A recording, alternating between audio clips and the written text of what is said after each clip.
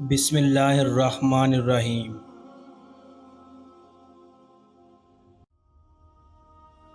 مصیبتوں کا مقابلہ صبر سے اور نعمتوں کی حفاظت شکر سے کرو۔ انسان کا سب سے بڑا دشمن اس کا پیٹ ہے۔ آنکھ شیطان کا جال ہے۔ حکمت کا درخت دل میں اگتا ہے، دماغ میں پلتا ہے اور زبان پر پھل لاتا ہے۔ مصیبت میں گھبرانا کمال درجہ کی مصیبت ہے۔ زیادہ ہوشیاری دراصل بدگمانی ہے۔ سب سے بڑی خیانت قوم سے غداری ہے۔ کسی کو حقیر نہیں سمجھنا چاہیے۔ سب سے بہتر وہ لقمہ ہے جسے اپنی محنت سے حاصل کیا جائے۔ عالم وہی ہے جس کا اپنے علم پر عمل ہو۔ پرہیزگاری سے بڑھ کر کوئی عزت نہیں۔ جو شخص اللہ تعالیٰ کی مخالفت کرتا ہے، اللہ تعالیٰ خود اس کا مقابلہ کرتا ہے۔ جھگڑے میں کودنا انتہائی آسان ہے، لیکن اس سے نکلنا انتہائی مشکل کام ہے۔ بوڑھے کی رائے جوان کی قوت اور زور سے اچھی ہے۔ دین خزانہ ہے اور علم اس کا راستہ ہے۔ دنیا میں سب سے کم سچائی اور امانت ہے، اور سب سے زیادہ جھوٹ اور خیانت ہے۔ کوئی شخص گناہ کے سوا کسی چیز سے خوفزدہ نہ ہو۔ اللہ تعالیٰ سے ڈر تاکہ دوسروں کا خوف نہ رہے۔ کامل فقیہ وہ ہے جو لوگوں کو اللہ تعالیٰ کی رحمت سے مایوس نہ کرے۔ کسی چیز کے سیکھنے میں شرم محسوس نہ کرو۔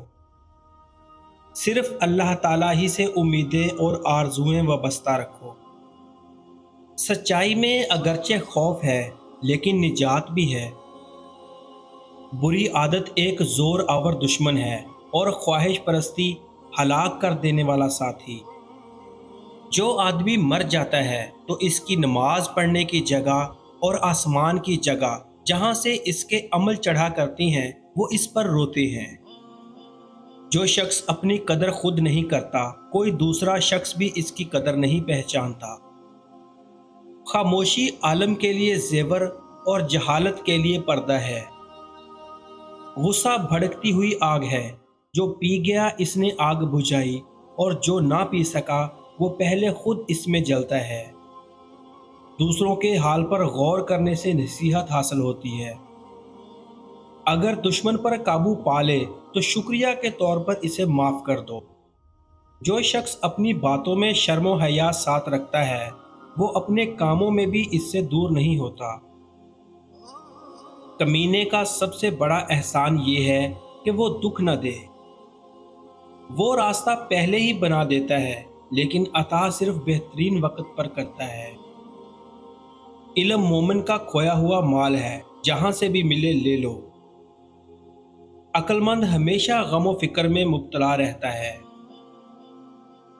زمانے کے پل پل کے اندر آفت پوشیدہ ہے۔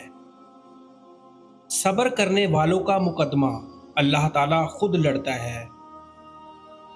تم بڑوں کی عزت کرو، چھوٹے تمہاری عزت کریں گے۔ بے عقلی سب سے بڑی غریبی ہے۔